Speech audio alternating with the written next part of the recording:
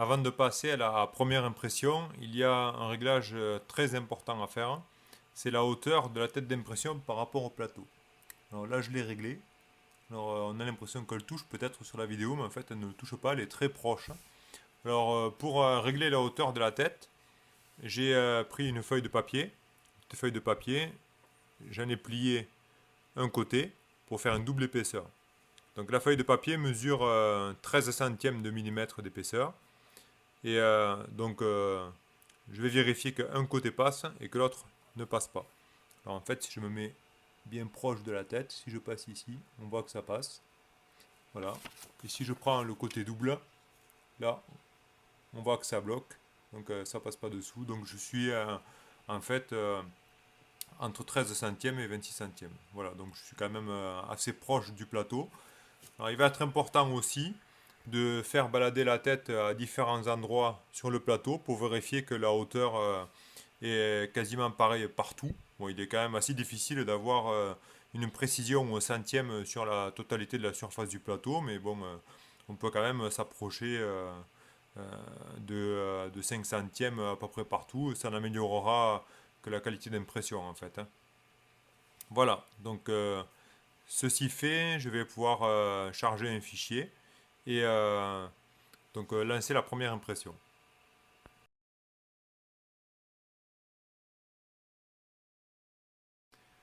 Alors pour le logiciel qui va permettre de calculer les découpes, le G-code, j'ai choisi d'utiliser KeySlicer, qui est quand même bien en vogue actuellement aussi. Et après, ben, j'enverrai le fichier à Printerface pour imprimer la pièce.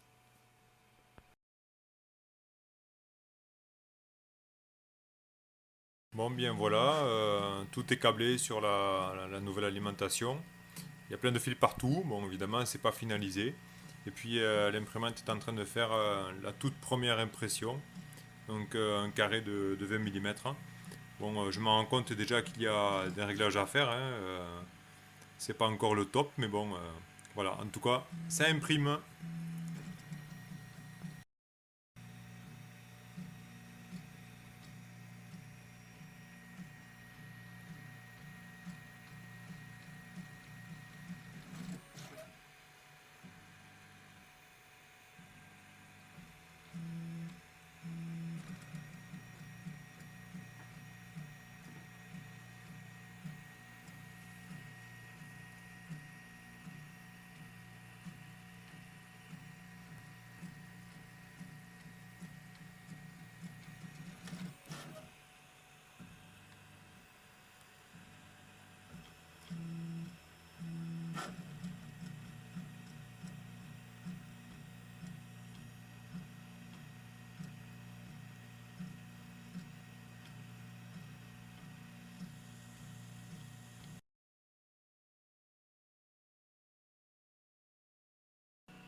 Maintenant, je suis en train de faire une deuxième pièce de calibrage pour mesurer l'épaisseur d'un seul mur de 0,5 mm et sur un carré de 20 mm de côté.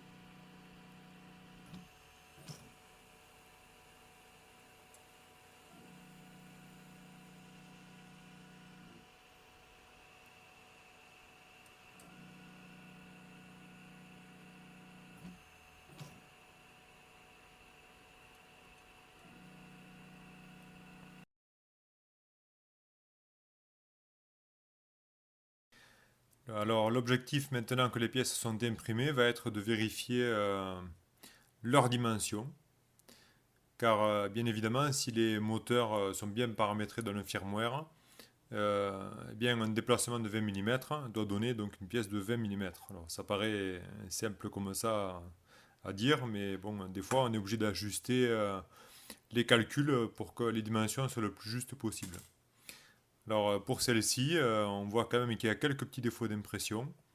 Bon, il faut dire que le, c'est vraiment l'épaisseur minimale que l'on peut obtenir, donc avec une buse de 0,5 normalement. Voilà, une buse de 0,5. Là, j'ai demandé une épaisseur de 0,5 mm pour le mur. Et donc, je vais devoir maintenant mesurer ça avec un pied à coulisse Alors comme c'est un peu compliqué de faire ça avec une seule main, je vais passer à mode photo. Voilà.